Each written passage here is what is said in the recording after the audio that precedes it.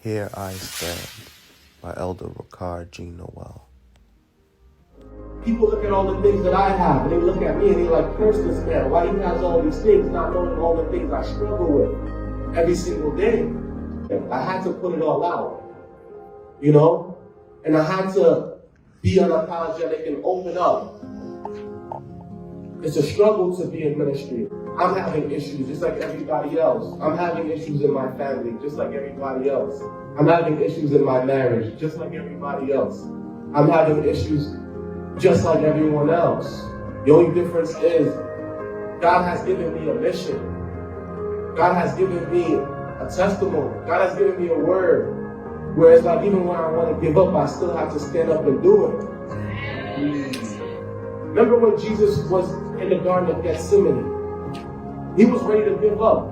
He prayed and he said, Father, if it be your will, take this bitter cup away from me. No one was there to comfort him.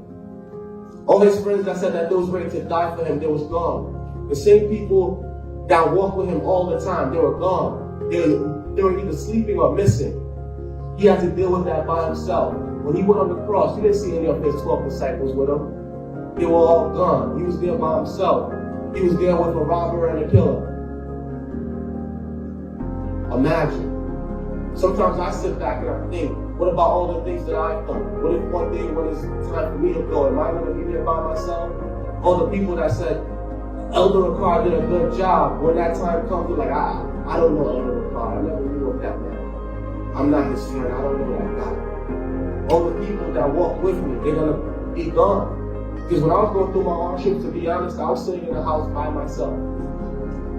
Just me and my thoughts. But here I stand.